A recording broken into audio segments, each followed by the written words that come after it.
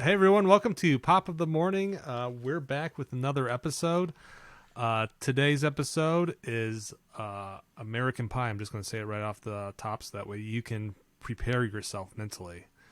This is your host, Phil. Along with me as always is... Your host, Tom. Your fearless, sometimes fearful co-host, Tom. It's great to have you back with us on the show that is a morning show that you can take with you. Wherever that you you can want. consume at any time. We're like the all-night diner of morning shows. You can consume this anytime you like. We're here to talk movies. We're here to talk small talk. We're here to give you absolutely not the latest in entertainment news. We're giving you timeless entertainment news. It's not timely. It's This timeless. is evergreen. You can listen to this in 25 years during the height of the water wars and still be entertained. It will be just as irrelevant then as it is today. Yeah. This is Pop of the Morning. Pop of That's the Morning. the name of the show. Pop of the Morning. I dug through. I was embarrassed last week about not having I had just a cup and not a mug. I didn't buy one, but I dug through my mom's mugs and I found a Dollywood mug. So nice. Hey. Dollywood. That's pretty solid. Shout out. Yeah, which is nice. To the one and only the great Dolly Parton. And if you like Dolly Parton, you should check out our episode from last season in the archive on the great movie 9 to 5, featuring the titular song, the eponymous song 9 to 5 by the great Dolly Parton. Yeah, she's a genius. That's in the archive. She's wherever you get your podcasts. Songwriting genius. She is a genius. I heard somebody on TikTok do an impression of her singing WAP by Cardi B. It was so good. It was so good. I hope that's great. I hope Dolly covers it in reality. It was really good. And you can find that in our social media feed, Phil, if they want to check out our social media feed. I guess so. I have to dig it up. I have to dig it up and post it on social media. I just looked at it personally and then moved on. I'm making promises that you're going to keep. All right. I'm going to have to make a note. Hold on. Let me grab something. This is live, folks, and we are flying without a net. Yeah, this is how we do it. I've got the back of a IRS thing saying post Dolly WAP. I hope I know what that means later. This is how the magic happens. Yeah, we're doing it live. We're doing it free. How's your week been, Tom? This is my week. My talk. week is the morning show talk. My week has been fantastic. I ride my bike to work every morning. I ride my bike back home, and it's sometimes the happiest half hour of my day. Nice. Beautiful sunrise, beautiful sunset. Yeah. Phil, how has your week been this week? It's been pretty good. It's been snowy here. I'm in the Midwest, so I think we got like 12, 14, maybe a little bit more inches over the last couple days. Significant snowfall. Yeah, so did some shoveling, but mostly stayed inside. Didn't really do anything. That is your natural habitat. Yeah, I mean, it's not like I was upset about it. Yeah, I was supposed to travel to visit a friend this weekend, but just canceled it because they don't live super far. It's a couple hours, but didn't want to be on the roads because 100%.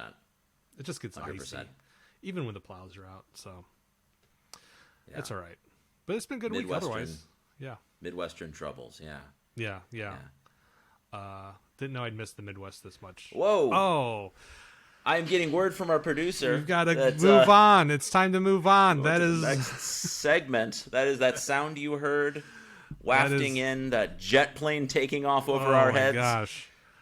That's the signal from our producer that it is time to cut the chit chat. It's time to move on to the next segment. Which, Phil, would you like to introduce the next segment? The segment, morning's first segment of the day is best password of the week. So we're gonna read off the best password of the week. Well, can you explain to me what is that? What is that? The best password of the week. This is a segment where we read off the best password of the week that we have discovered. We're not going to tell you whose password it is, but we're going to This go is a ahead. password. It's a real password that somebody somewhere, real password. Somebody somewhere, possibly one of our listeners, is using on their computer right now. Yeah, somebody sent it in to us, and we just wanted to share it with you.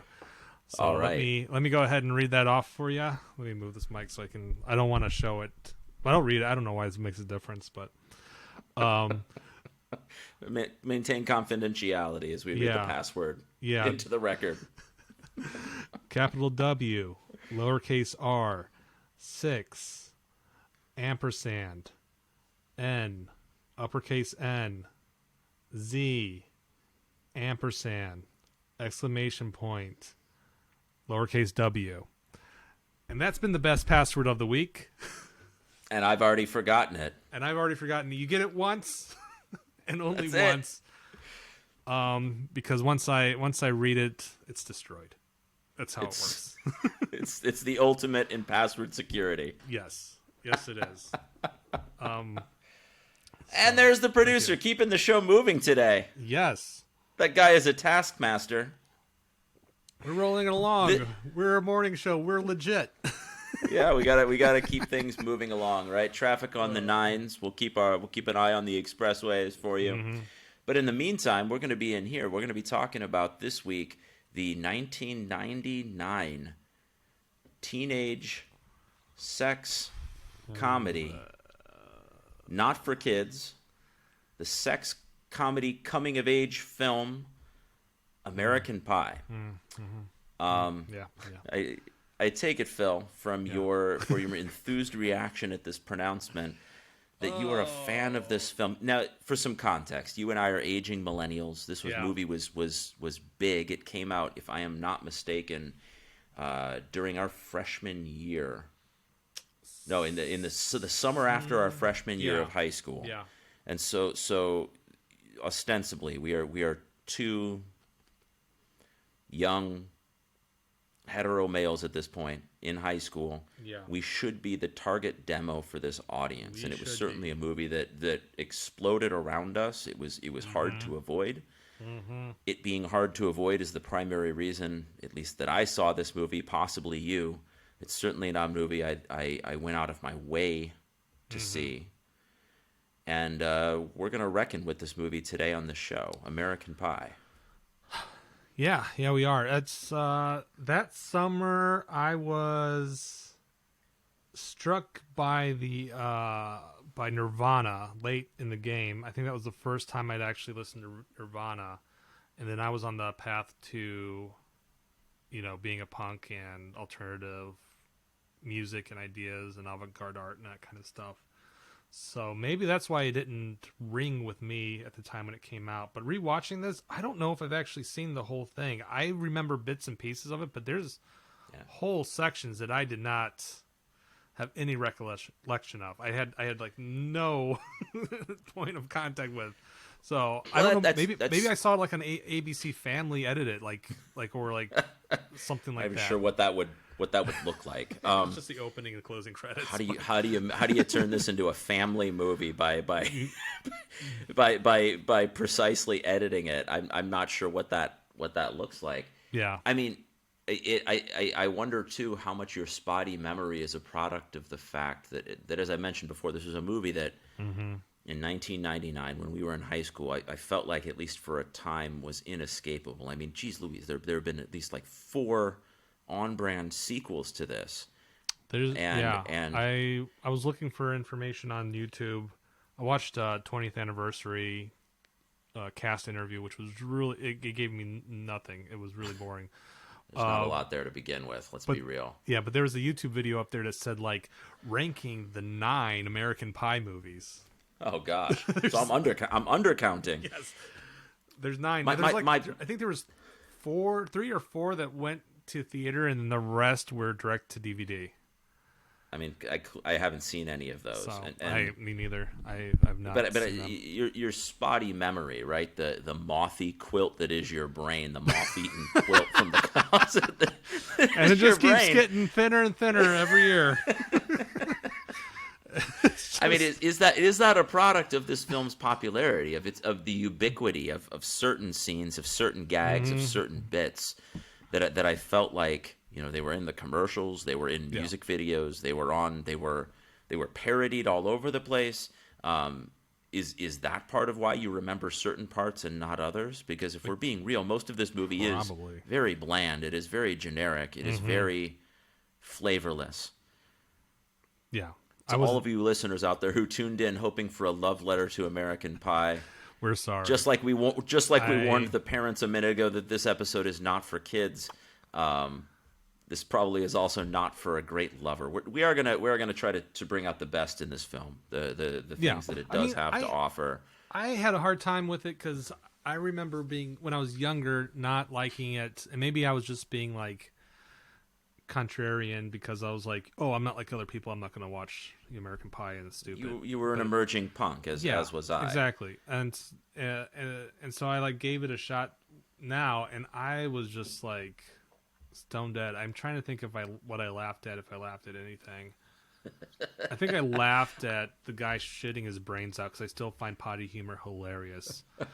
But that was the most family friendly gag in the movie. If this was running on ABC Family, I assume that's the only part that made it to air. It was like an Instagram reel. Yeah, before that was a thing. But I'm just a guy pooping, and then roll credits. It took a crew of thousands to produce that. Yeah, and the thing is, like, and a budget of several $1 million. Make it under 10 million. It was, and the thing is, like, when I was younger, I enjoyed raunchy, weird movies. Like, I watched Porky's as a young man, Porky's Revenge, Meatballs. Pretty much all the, like, I can't name all of them, but like all these weird 80s. There's like one that was like ski slopes. There's, a ton of summer camp ones. Sure. And I don't have the animosity towards them. I remember liking them and thinking they were crazy when I was younger. Not that I need to revisit them really as an older man, but I don't remember having the animosity towards them that I had for American Pie. Sure, in all fairness, I don't know why that is. I can't put my finger on why that is. Besides the fact that I was a punk who was just like, screw these guys. You're alluding to something there, and it is I think, in all fairness, incumbent upon us to mention the fact that this movie doesn't come from nowhere. This kind of raunchy teen sex comedy, there is a pedigree of this running back at least through the 80s. The 80s were certainly the peak of this sort of movie, and this movie seems to be updated for the millennium, updated for the, I don't want to say the MTV generation, because the 80s was also the prime of MTV, but like updated for that latter day, nothing can shock us post, I don't know, post Gen X kind of, I don't even know what, right? That moment, like I felt like there was a coarsening of pop culture where the floodgates were starting to come down as the internet opened. Maybe that's what changes in the temperature of this thing, where it's just, it has to do a lot more to be shocking, to be titillating, to be raunchy. Yeah. And so I think maybe that's part of why it comes across. And not that those 80s movies were tame. Right. No, they weren't. But this just seems to be just going for the throat of titillation and Well, I don't even know if that's the case, because I was sitting there and it was like 10 minutes before anything was mentioned. It was just like them like kind of like walking around. It felt like for 10 minutes of like I was sitting here like, what am I watching? That was establishing what Roger Ebert called. Such a and here we go. We've invoked the name of the man, right? Roger Ebert. He liked this movie. He gave it 3 out of 4 stars. Of course he did. And he noted, and here comes the quote. He noted, quote, it is not inspired, but it's cheerful and hardworking and sometimes funny. And here's the important thing. It's not mean. Its characters are sort of sweet and lovable. And I take exception to that claim, that it is not mean and that its characters are sweet and lovable, because I find them almost throughout the entirety of the movie to be the opposite. They are so many things we need to unpack here, and we will hopefully in due time. I don't mean to get to it ahead of time, but we have we have the filming of a young woman undressing without her consent. Yeah. Not mean, according to Ebert. We have the objectification of women, the turning of them into literal sex objects for conquest. Sweet and lovable, according to Ebert. Not that every movie needs to be pedantic, and not that every character needs to be morally correct. But I found these guys, at best, boring. Yeah. And most of the time, almost the opposite of sweet and lovable. And granted, I'm not a 16-year-old boy, and when I was a 16-year-old boy, I never behaved this way. Yeah. I don't find this movie very relatable now or then. No. Yeah, same. You know, I say same, not being relatable, but the thing that relates to me is how cringy and awkward their behavior was. And I wrote this on Twitter. I said it really reminded me of like the creepiness and awkwardness of being a teenage boy. And that's kind of what it felt like. That's what, and maybe that's why I was so angry. But I mean, it was also like a good lesson if you're coming into it, you know, through the eyes of an older person, and just being like, oh yeah, I did that kind of stuff, and I was so weird and creepy and in the wrong because I didn't know how to navigate social situations. There's a vibe here for sure. There's that vibe there. So that I appreciate, but the way these characters are portrayed is that they are the everyman, the every boy in a lot of ways, the all American boys, and boys will be boys type of attitude, and it's just there's that vibe, but then, you know, again, not that every movie needs to be morally uplifting per se. But they kind of just let that vibe ride, and you say, like there is something about being a teenage boy that is a little bit off-putting, right, and awkward and a little bit unlikable. That is part of being a teenager, right? You are alienated from the world, and the world is alienating to you. Yeah. But there really isn't much of an arc here. You got the one guy who with his girlfriend decides they're going to do this when they're ready. But for the most part, these guys learn nothing. I mean, and again, not that it has to be morally uplifting, but like they learn nothing, or maybe worse yet, their most absurd, sexist, male chauvinist fantasies are confirmed, right? Like, this movie is not interested in challenging anything or anyone. It's interested in being like sort of a soft core enaction of fantasies. Yeah, let's put it that way. Yeah, but I think but the thing is, I think it, not necessarily on purpose, but I think it's trying to portray some lessons. Like, there's some like, you know, there's the four boys. Two of them are like real geeks, and they end up like one having sex with the friend's mom, and then the other one being used by the band camp nerd, and they're both like really stoked about that. So it's like this, you know, one night stand situation. And then you got the two cool guys who are kind of learning the lesson. They get to learn the lesson of like, one guy tries to be sensitive and he fakes it until he actually makes it, and then he's sensitive, but he still gets the reward of sex by being sensitive. And then the other guy is navigating this you know, perfect time to say he doesn't want to say I love you too early, and she doesn't want to have sex too early. They both want to have the perfect situation to do both of these things, and then they realize, there's no real perfect situation, you know, except what you make of it. But then they still end up having sex, and they don't. But the thing is, there's no. It's there, but you have to have had experiences to understand that it's there.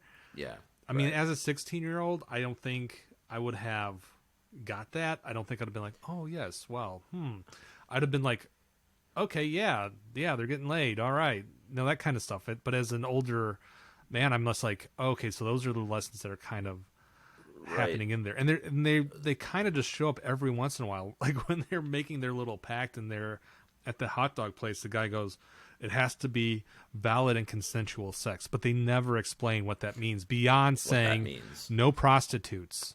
You know, right? That for them is it. About as deep as it plumbs that notion of consensual sex. They then go on to film and live stream a woman undressing, right? And so right, so like that I think gets at the core of this. You're right. Yeah. There are these little nods toward almost like little like fortune cookie. Proverbs, right? If you were learning about sex from a fortune cookie, that's about as much advice as you'd get, right? In these little under the breath aside moments that are almost there to just kind of like put a little button on the scene, but they're not. They're subtle is not a word I'd use in conjunction with this movie very much, but any kind of lesson like that, right? That you have to squint to see it.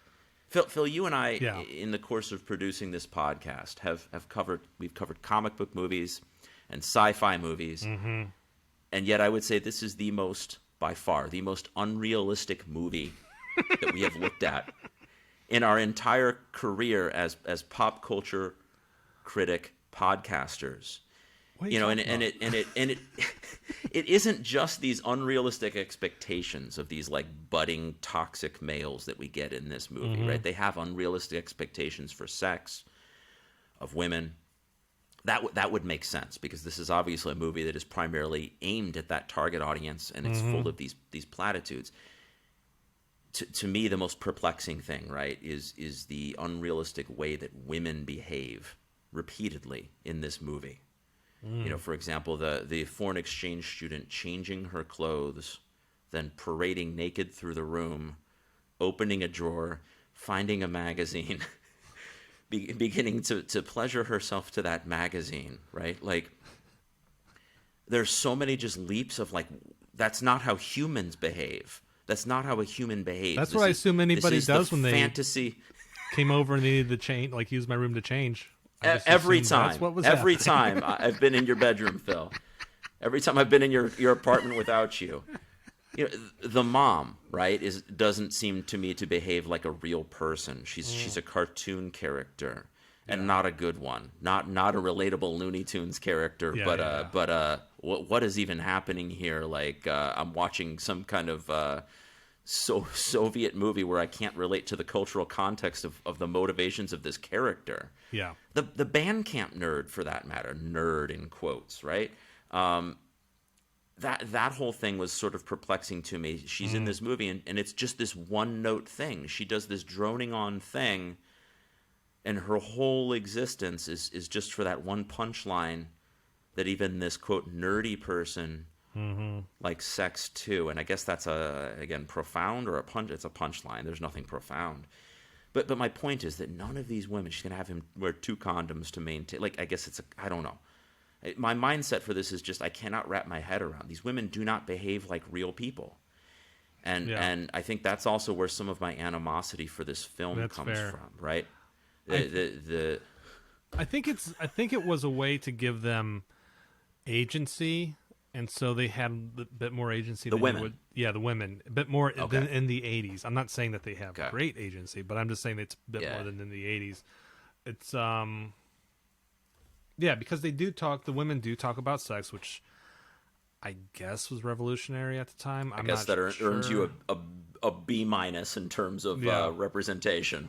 Yeah, they're the ones advocating for the I forget her name, and I really enjoy her work, but they're sort of initiating it. Yeah, they're advocating for like their own orgasm. It's not like they're like trying to like, oh, you gotta put the guy first. It's doing it all with the realism of a softcore porn. Right. Yeah. No. It's like the cable guy just showed. The cable guy just showed up. This is adolescence fantasy. Right? I mean, the guy who wrote it in 6 weeks based on he was watching Porky's and Bachelor Party as inspiration, which I've seen both of those. Just mainlining it on VHS, right? Yeah. One end. He drops it in the tape tightening. rewinder and hits play on the other. Just drinking Cokes and Red Bull, just getting it going. But he based it on his experience in Grand Rapids, Michigan, East Grand Rapids High School in Michigan. Which he's a Midwestern boy too. I don't live in that area. I don't think I've ever been to Grand Rapids, but yeah, we're from the Midwest.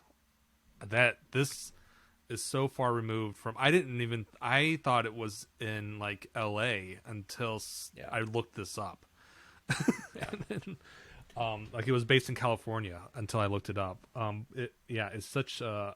Well, it was shot in California for sure, and I don't think they did a great job of disguising that. Everything in 1999 looked like it was out of a Blink-182 music video. Right. Everything looked like it was SoCal, I think it was filmed County. I think it was filmed mostly in Long Beach, so yeah, it's really hard to hide that. But it's such a strange movie where this guy's coming. He's like, yeah, it's based on my life in high school, and I don't know where people like this go to high school because it's so maybe we're just giving away the degree to which. But I'm imagining these high schools were like these teenage boys that are sex crazed and talking about getting laid all the time. And I'm thinking to what, like when we were in high school, I was playing like Dungeons and Dragons, and you and I were trying to figure out how to write scripts and film movies. Like right. The thing is, we did go to school with guys like this. We did, and I don't want this to turn into some kind of and I have the moral list crusade. Right here. No, not some kind of moral crusade, but you're right. Like this movie, saying I don't know. I guess again, like coming back to it, the most charitable thing I can say, like you just said, is there's a vibe here. Yeah. But it's pure exploitation. Right. Right. And like any kind of exploitation film, whether that's like an exploitation film from the 70s, a blaxploitation film or something from the 70s, if it's an exploitation film, you got to ask who is being exploited here, who's doing the exploiting. And it sure seems to me like you have a guy, I don't know how old the screenwriter was when he wrote this, but a person, an adult, who is 100% mining his quote-unquote glory days and exploiting the naivete.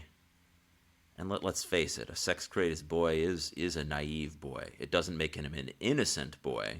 Right? There are consequences to his actions, but he is naive. And all this is doing is sort of just reinforcing, frankly, some really backwards ideas about sex. Some frankly really dangerous ideas. The notion of sex as conquest, sex as something to which boys are entitled, sex as the end result of like the end goal. Sex as a goal of a relationship, the primary goal of a relationship. Correct me if I'm wrong, but it feels to me, right, like this romp is always a word that is applied. That's a weird euphemism for a movie that's it's like a sex comedy. They're always called a romp. Yeah.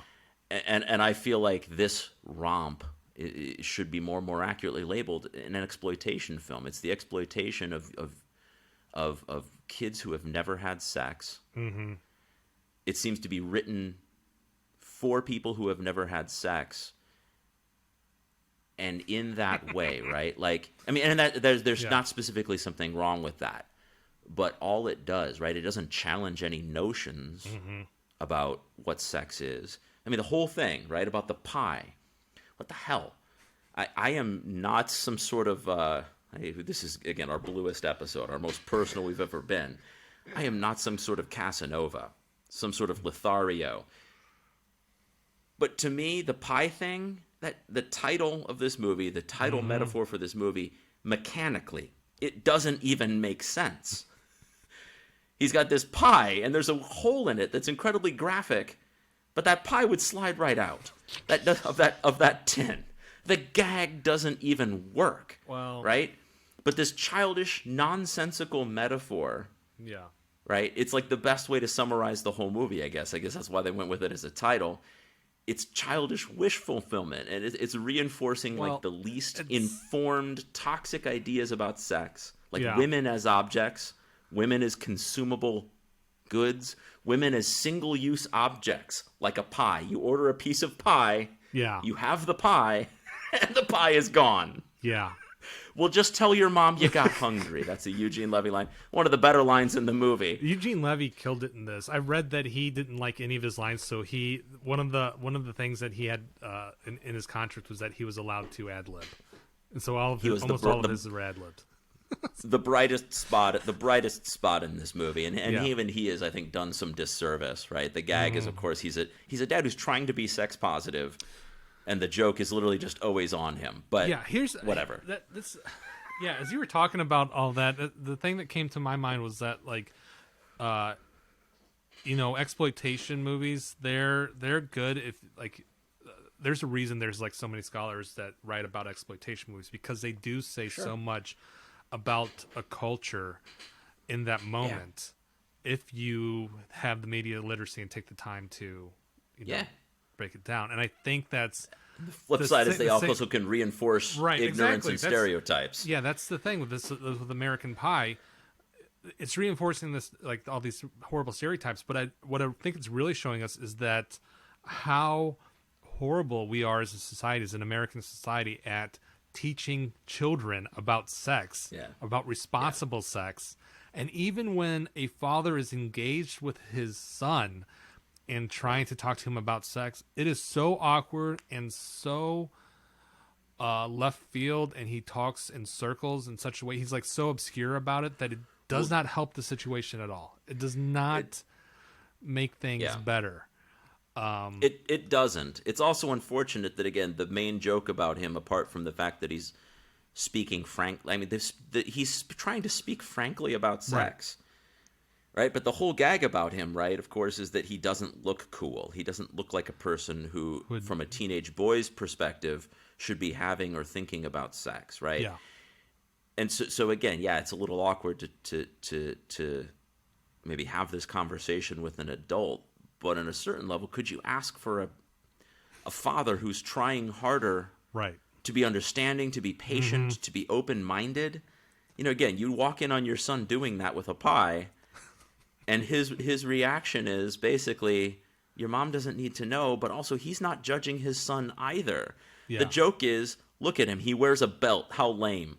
Yeah. Right? Like, that seems to be the kind of, we're back to this vibe thing, and okay, I guess if you're a kid, that's the reaction. But it's a shame that the movie, he gets his moment to dance off toward his wife at the end, but it's after the door is closed, and his kid never actually gets to see him as like a man who, if you think about it, is living a certain version of that dream. Not that being hetero, not being married, not that being monogamous is the only way to have a happy sex life. But here's a guy who clearly does. Here's a guy who, even in his middle age, he's come to some kind of peace and terms with all of this.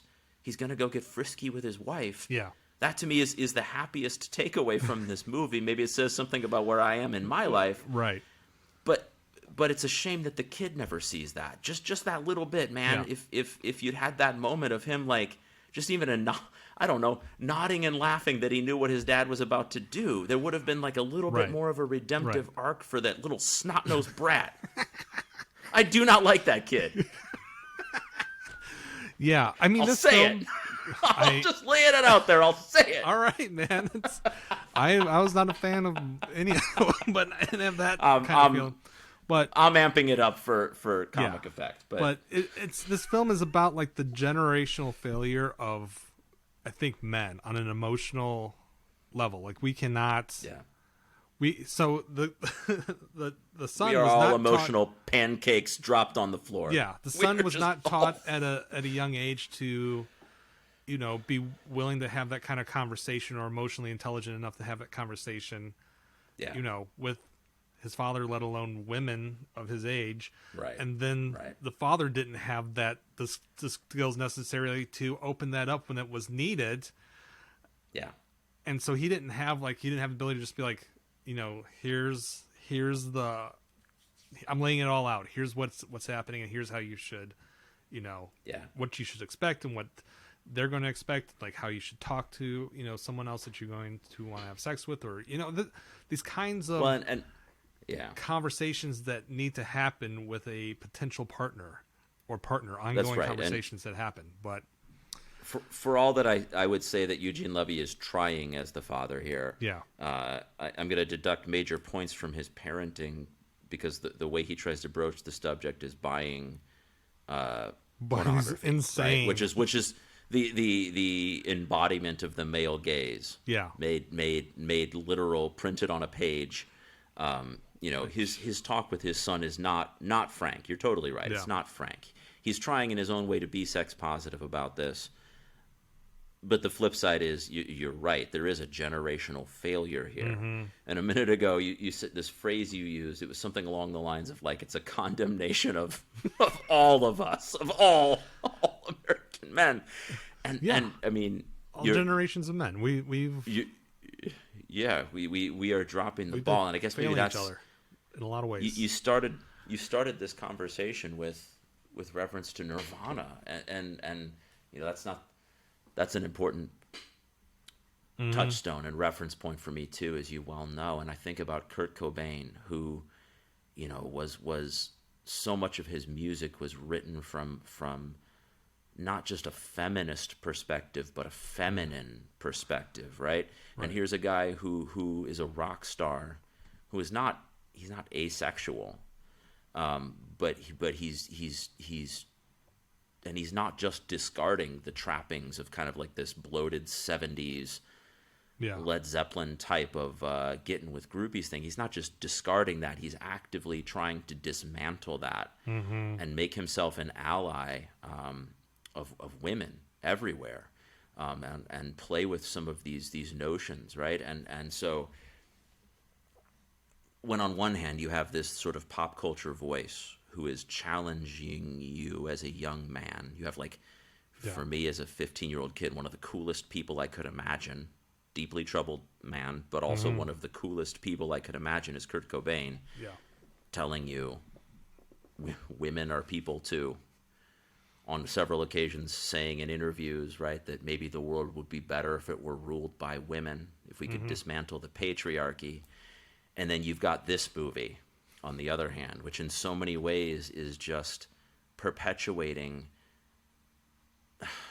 the dumbest, most caveman destructive aspects of the patriarchy that there are, right? Like the patriarchy almost gives it too much credence, right? This is, I think, why people don't believe in the patriarchy, because when you talk about a patriarchy, it seems like it's a conspiracy. It seems like it's a thing that's like it seems like Eugene Levy consciously should be teaching constructed this to his son in the movie, but it's the lack, it's the framing of it, and so lack of support that these boys have.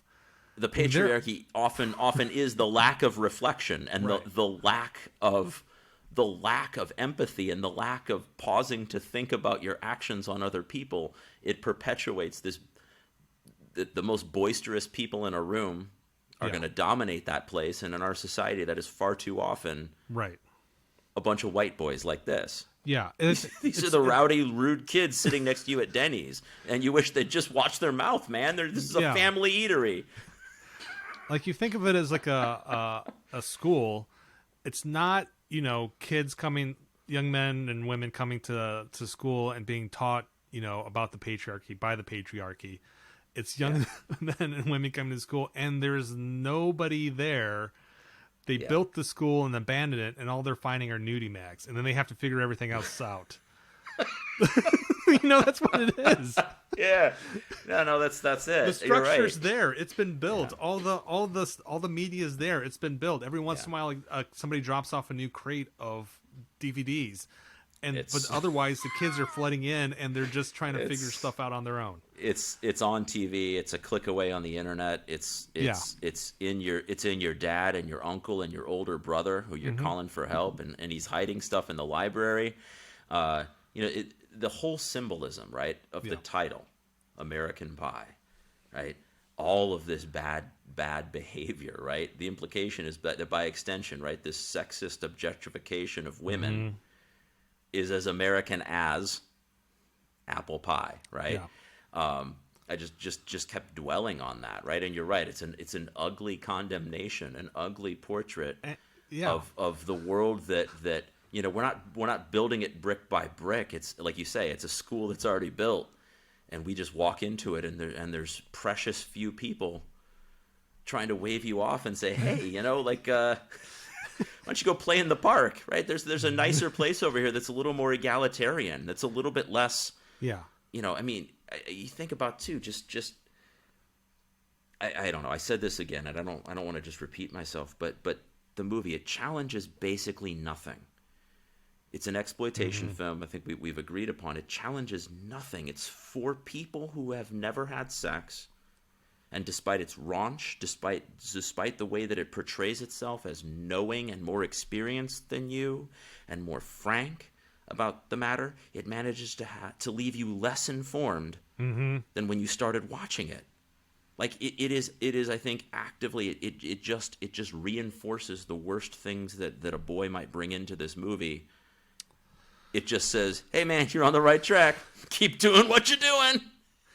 Yeah. We're a workout for you in the end. And if you're not like this, you're you got to step up. And the thing is, you're not in this movie. You're not in this movie. Yeah, and you're not in the game. You're not in the like game. This. And the thing is, like the people, and if I remember correctly, boys walked away from this movie emulating the loudest, most abrasive character, Stiffler. It's the only name I could remember going into this. Exactly. And I didn't even remember it was from this movie. He's the party guy. He's already had sex. Making he's rude trying and obscene to gestures anytime his friends are talking to a female. Yeah. He's the most obnoxious one out of the whole group. With his frosted tips. Yeah. Very 1999. The one who is not trying to learn any lessons, within the group, within this pact, as limited as the lessons, like we said, they just pop up and they're never addressed within this four Not people. only is he not apologetic, he's saying apologetic for what? Yeah. It's like, what am I going to do? I'm living my best life. I'm the American dream.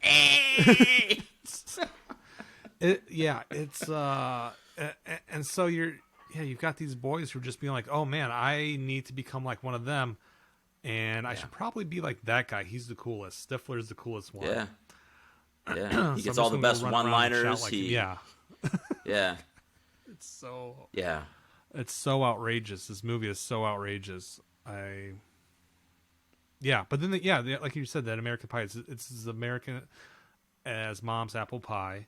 The allusions to cherry pie. I have to have everyone. You have to get your piece of the pie. It's this weird metaphor for men and masculinity of like, you need to actively be doing this, like going for the thing. Conquest. Whatever it is. Conquest. Yeah. Right now, conquest and women, consumption, it's and sex, it's women. But when you get out there, it's going to be business, it's going to be money, it's going to be property, it's going to be this, that, But this is the learning ground. And we get to, women get to embody all of that. They get to embody the prize, the property, the wealth at the time. Like beauty is like, Americanized beauty standards is like, if I'm dating the hottest chick, then my wealth is like raised, in the school, my social wealth. It's. Well, there's so many other things that you can pick apart here too that are so problematic. Mm-hmm. Every kid of every person in this movie is white. Yeah. There is no interracial sex. No interracial friendships that we see depicted on the screen. And maybe that's Grand Rapids. I mean, it certainly is not so different from the high school you and I went to. For a long time, I was one of the only minorities of any sort. Right? Can you imagine though? Right? Again, like talk about a movie that is not complicating things or suggesting things, right? But can you imagine this movie depicting that? Can you imagine this movie being about a bunch of black teenagers who are this after sex? I mean, that gets into all kinds of other really nasty historical tropes about young black men and their virility. There's a whole history, a whole very disturbing history in pop culture, in American culture about, you know, the sexuality of black people, the unrestrained sexuality of black people. Yeah. You make literally the exact same script, but with black kids. And, you know, I don't even need to, I think, finish this thought, because I don't want to go into these nasty spaces, right? But that is a movie that people are going to condemn as, oh yeah, you know, rightfully, when it taps into that history, as ugly and nasty. Or other people are going to say, well, that confirms my stereotypes, right? About black people. But then you have this thing that is all just a bunch of white boys, and the same people who you know, I don't know, we're patting them on the back and saying boys will be boys. Yeah, right? You'd have Rush Limbaugh, he not rest in peace, you know, coming out, and, you know, he'd be defending American Pie, this version, but if it was, you know, black American teens, it would be, oh my God, what is this? What is happening? This is, you know, this is corrupting our youth. This is horrible. It's just, you know, this movie is such the epitome of an unchallenged white patriarchal point of view on the world, right? Like, it's not even making a nod or a gesture to incorporate. I mean, again, we haven't even talked about the implications here that there's no one depicted as gay in this movie. There's so many ways in which this movie, again, it is just honed in on its bread and butter audience, which is horny, uninformed white kids. And instead of using that to even just give them the faintest kernels of enlightenment, again, it's just sort of confirming and reinforcing their worst impulses and their worst assumptions about the world in a lot of ways. You do have lovely scenes, you know, that do mention being gay, and like the locker, like as soon as that guy starts singing in the choir, you know, the last they 6 start weeks calling of it school, which is crazy. But because he sings and he's good at it, he must be gay, right? So you do get the obligatory white boy homophobia.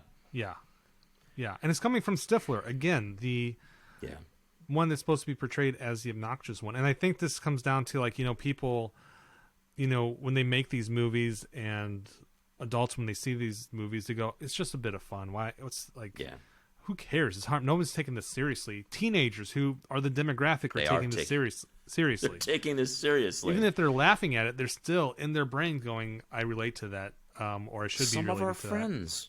Some of our friends were taking this quite seriously. Yeah.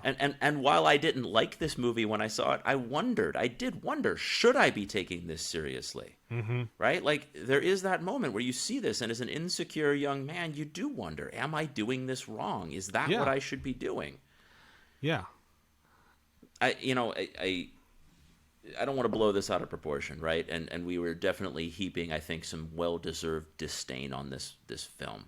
Problematic is a word that is overused, and I think it's actually too light a descriptor for this movie. I think it's too generous to say that this movie is problematic. It is a problem, right? It's not problematic. It is a problem. Yeah. It does really bum me out because I'm glad that this movie seems to be this particular movie, though I don't think this genre of film is dead and buried. This movie is not. It doesn't seem to have a big cult status. It seems to be largely forgotten or unknown by today's youth. It doesn't seem to have a huge web presence. Even its Wikipedia article is compared to many movies of the era, it's a stub. Yeah. There's just not much there, and I would say, we often conclude our conversations about movies by talking about who we'd recommend these films to. And in this one, it would be a categorical. I would recommend this to, like, a study of gender politics, millennium era gender politics. It's strictly an academic recommendation at this point. I would recommend this to nobody for pleasure, for humor, for instruction. No. Well, I will be searching for abandoned schoolhouses and leaving a stockpile of them in the basement for kids who are rummaging around abandoned properties. Copies of American Pie on VHS. I wouldn't recommend this to many people. I would like honestly try to dissuade him from seeing it. I would, so many better movies. I would tell him to go see Bachelor Party or Porky's before this. Go see Animal House, something like that. I mean, see them in that order is what you're saying. Then see yeah, Bachelor Party, Porky, and then American Pie. Right. Is that the recommendation? Yeah, exactly. Because those are so obscene and ridiculous in their, men being men and patriarchy and toxic masculinity, that I think anyone seeing that now would go, oh my God. But seeing this now, they're just going to be bored, and maybe they'll like it, especially as a young person. But I think young people are smarter than that. I think there's a lot of, thankfully for social media, they are educating themselves in a way that we could not comprehend, and so they're like so far above. Like if a similar movie comes out, if a sex comedy teen movie, I'd be shocked to see it do well. In this day and age, or at least for it to be this dumb and this focused on the white male hetero experience. Yeah, exactly. Or as Ebert said, at least it's not mean, and the characters are sort of sweet and lovable. Yeah, is that what you're trying to say, Phil? Yeah, exactly. It's exactly what I'm trying to say. Me and Ebert, often the same. Keep talking about vibes, and that's the vibe. Oh man, yeah. I can't believe this went on for so many movies afterwards. But I mean, never underestimate the credulity of a young white male. The last willingness one was to fork over Muddy for something that reinforces his own status in the world, right? Yeah, the last one was from 2020, so it wasn't that long ago. Maybe it does have a life. Maybe it does have a life, and you and I we were living on another planet in 1999, and maybe our planet has just diverged even further from the one that this lives on, and that's disheartening. Maybe, but who watches direct to DVD spin-off films? Plenty of people who are stopping at Flying J and browsing the discount bin. Thank you. It's just long haulers are the main demographic now for the raunchy teen movies. Well, it's probably men our age hoping for a little nostalgia tweak. A little tweak of the nostalgia. Oh, good golly, Phil. Good golly. Yeah. Yeah. So I don't recommend this to anybody. I don't know, man. Yeah. Agreed. I think that is probably putting a cap on our conversation, and I'm getting a nod from our producer that it is, and that it's time to move on into the final segment of the show. The final segment of the show this week is this is one of my favorites, Phil. This segment is called Songs That Were Not a Hit This Day 50 Years Ago. I didn't hear the sound cue. Did it go? Did the producer run it? He is signaling me. He's telling me there's something wrong with the sound cue. He's frantically smashing the button. There we go. That's it. That's the sound. That's the sound that signals the end of the segment, the beginning of a new one. And the segment, right, is songs that were not a hit 50 years ago today, Phil. So the concept of this segment, is we can talk about any song that was not a hit in February of 1962. That's the one rule, okay? We can talk about any other song.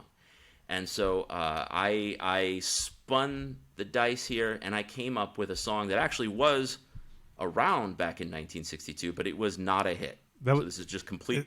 50 years ago or 60 years ago? 60 years ago. 60 years ago. Okay. We're botching the segment. 60 years ago. I am an old man. The song we're talking about today is Twistin' Postman by the Marvelettes. Do you know this song, Phil? Twistin' Postman. I've never heard this song.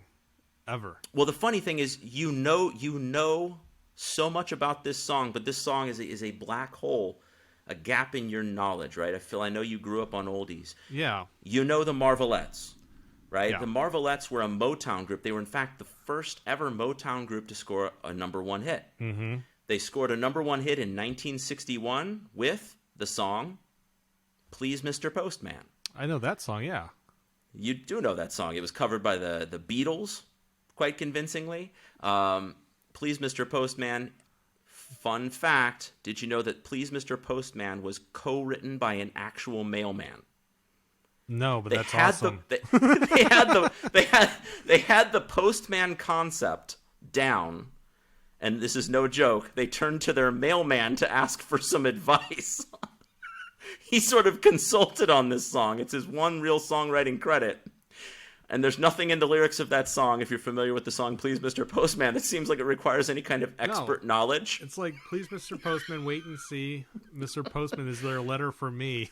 Yeah, they got a real postman to help consult on that song. I could imagine him over the fence going, I would change this one. Like he's on his route. And they just ask him to stop. Take a moment. He's popping in and saying, is this realistic? Do people ask you about letters? Do you, in fact, deliver letters? Yeah, so that was a big hit in 1961, and they tried to follow up that hit back as they did. You know, writing a hit song is a little bit like closing your eyes and throwing a dart at a board, right? I imagine it's a lot of like shot in the dark. What did they like about that last song? And well, the songwriters decided they liked the Postman connection, so they wrote a song called Twistin' Postman, a sequel song. Everybody loves mail. Everybody loves mail. It was also riffing on Chubby Checker's hit of the same period, The Twist. Everybody knows The Twist. Phil, can you do the twist for us for just a moment to demonstrate to the audience? I don't see if you can see my lower half. I'm not standing up, but Phil is doing the twist. You can tell he's swiveling in his chair. Only the bottom half is moving. The twist.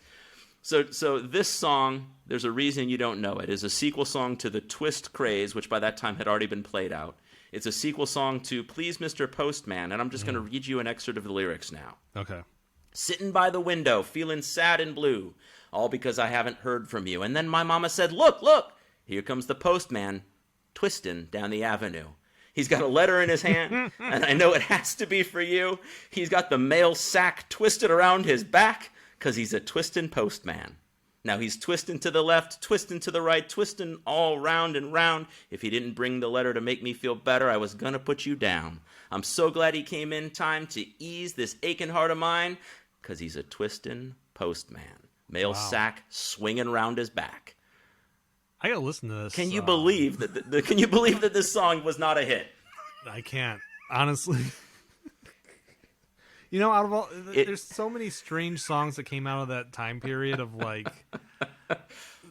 So I wouldn't be shocked if that came out, because I mean, there's like the mashed potato. There's like songs about like specific dances and like specific the dance crazes. Yeah. I forget the name of the Eskimo one that was like Bob Dylan's song. Quinn the Eskimo. Quinn the Eskimo. I loved that song for a long time. There's so many weird themed songs that came out of that time. So I'm not shocked they wrote it. I am kind of shocked that I didn't know about it, but I don't know. I don't know. I don't know how I'd feel if it was popular. It hit 34 on the Billboard charts for 1 week and then dropped like a rock. It went from 34 to off the charts. Wow. So in their defense, I have never had a song hit 34 or higher on the Billboard charts. However, it did not have the staying power. It's a song that is lost to time. Therefore, it hits the criteria. Whether the criteria is a song that was not a hit 50 years ago today or 60 years, this song fits neither of those criteria. It was just not a hit. If you're an ad man or woman, marketing person, and you're pitching to the U.S. Post Office to revitalize their current marketing, I would suggest looking into this song, perhaps doing a couple of viral videos of of mail people twisting their way to the mailbox to drop off letters. Mail sack swinging around his back. Do a couple of commercials. You could pop on Hulu. You know, get that going. The mailman has got the postal worker, mailman or a woman, has got a lot of hard work to do. That is a burdensome job. And I do not think of that person, perhaps unfairly. I have a very nice mailman who comes to my house. He's very friendly. We're on speaking terms. but I do not see that man twisting down the street. This is a job where you're carrying a great Oh my burden. God, You are no. not light on your feet Yeah. and dancing to deliver a letter to some teenage girl. You know what's embarrassing? Like, we lived in rural Indiana. I lived in there that for so long that I thought post was only delivered by car or truck. And so the first time I saw an actual mailman walking down the street to deliver, I think I was like in college, like being dropped off for college or something, 18. And I excitedly said, "Oh my God, they're real." And then my parents just mocked me endlessly for that, because they're like, "You don't think?" I'm like, "I've never seen them walking down the street. We didn't have sidewalks, we had a dirt road for most of my life." So it's a Sasquatch and a Yeti and a mailman. I was a young country yokel. Oh my God, there's a mailman. Well, Phil, it is what it is. It is what it is. And I'm getting word from our producer, it's time to bring this episode to a gradual and gentle close. Phil, it's been a joy. If people would like to prolong the magic with Pop of the Morning, how can they do that? How can they find out more about the show? Where can they find more episodes of the show? How can they support the show, Phil? Oh my gosh, so many questions. So many questions and so few answers. They can go to cosmicblair.com. We have links to the show and then links to all the platforms. We're on all the major platforms. We're on Apple, we're on Amazon, we're on Pocket Cast. And yes, we're still on Spotify. We are not cool enough to get off Spotify just yet, but if somebody wants to join our Patreon and force us to do it, I'm happy to do that. Gladly do so. I did personally cancel my subscription Spotify to Spotify. down. Yeah. But yeah. So we're over there, cosmicblair.com. Blair is spelled Blair, like the person, and like we're our also best friend, like the man. And if you want to become a patron over at Patreon, you can go to patreon.com/Cosmic Blair, or just search Cosmic Blair, and for as low as $1 a month, you can help us produce this podcast and many more, including Last Donor of the Night and Taco Rockets, which you can find on our network page, cosmicblair.com. All part of the Cosmic Blair family. If you like this show for some reason, you probably like those too, so make sure you check them out. And Phil, what is the topic of next week's episode? The next episode, I should say, of this podcast, Pop in the Morning. What are we covering next time? We are going to a more beloved film, I think, Mrs. Doubtfire. Mrs. Doubtfire. I have not seen this movie since the mid-'90s. I have much more positive memories of it than I do of American Pie. But let's see how it holds up next week. Yeah. There's still a pie scene in that one, if I remember correctly. It's a cream pie. Not as graphic as the American Pie, but there's our thematic connection between episodes. And you'll never see Robin Williams' cream-covered face the same way ever again. Oh, God. You went there, not me. Oh, God. I didn't mean to go that far into it, but I was just making the weird... okay. But yeah, so Mrs. Doubtfire is what's up next. Should we do the next two? No, I think we should only do this one. Okay. Whatever you like. You could give a little sneak preview of what else is in the shoot for this season. Why don't you do that, Phil? Well, we don't want to be withholding here. We're generous here at the Pop of the Morning podcast. Well, it is a happy-go-lucky morning show after all. Yeah. I'm excited. So after Miss Doubtfire, the next one is going to be No Doubt Tragic Kingdom, the album. So this will be the first album that we have that we'll cover. And I'm excited. It's the first time we've ever covered an album and a whole episode of the show. I'm anxious, a little nervous. It is a month-long run of episodes built around the word doubt. Mrs. Doubtfire, followed by the band No Doubt's Tragic Kingdom. Yeah, I also believe we'll leave that for our our analysts, our therapists to get to the bottom of. I believe Mrs. Doubtfire also kicks off Women's History Month for us. Yes, unplanned, but We're going to get into it next time. That's where we're going. That's where we're going. I'm sorry. That's where it's not just where we're going, it's where we are. Yeah. Until that time, I remain Tom. And I'm Phil, and I'm still thinking of a sign-off to say on every episode. And until that time, Pop of the Morning to you. Pop of the Morning.